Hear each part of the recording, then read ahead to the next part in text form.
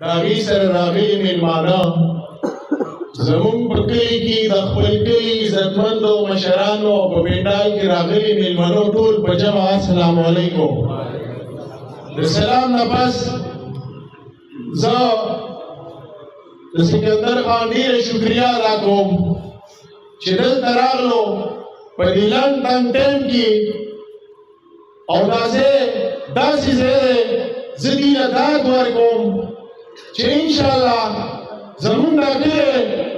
دا مخکې د قومي وطن پارټۍ کور او ګڼو او بیا به دې که خیرې نن تاسو ثابته کړه چې دا قومي وطن پارټي دا د دې بچو دا د دې سپین ږیرو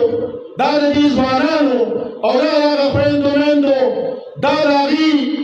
د تحفظ د لارې د مستقبل لپاره واحده یوه پارټي ده دلته کې انشاءالله. څنګه چې زموږ عبدالرحمن ورور خبرې وکړلې دلته 9 کاله تېر شو په 9 کاله کې ډېر ټایم ډېر غټې دعوې دي کړې وي چې زموږ به نوی پاکستان جوړو او 1 کروڑ نوکرۍ او بلا کیسې وي خو نن د هغې وعدې بدرنګې دي. نن چې هغوی چېرته ځي د مخ ته لګېدو پاتې نه دي ځکه چې هغه خپلې خبرې د هغوی بدرنګې وي نن عینکې هغوی ته ځان ښکاري. دلته که وګورو د ترقیاتۍ کارونه چېرته کې چې تعلیم هلته لړۍ دي دلته که موږ وګورو دې بچو له شعور چا ورکړو شهید وطن حیات محمد خان شیرباز یې ورکړو.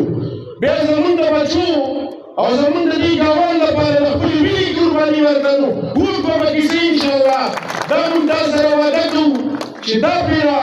دا قوم را بیدار شوی واپس چینج غواړي د خلکو وینې بلکل جذبه کې دي د هغه ورځ په انتظار دي چې انشاءالله 8 تاریخ شي او که خیري دا خوشحالي به بیا یو پیره موږ منظومه د مشرانو ټولو انشاءالله. دلته که سوچ وکړو ملګرو دلته خبره د انکو ده د پښتو ده د روایاتو ده که موږ دا سوچ وکړو چې د دې علاقې لپاره موږ ته څوک ښه دی یو واحد پارټي ده قومي وطن پارټي. ځکه که تاسو وګورئ که دا بجلي وګورئ دا مشر خان کارنامه ده که دلته کې ګیس وګورئ دا د سکندر خان کارنامه ده که دلته کې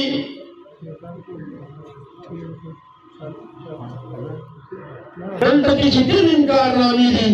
دا د دې مشر خان او د کشر خان دي انشاءالله راپاسوه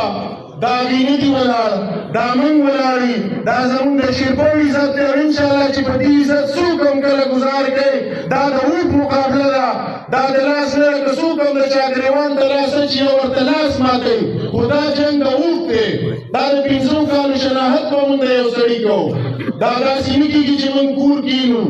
موږ به الیکشن ګټو نه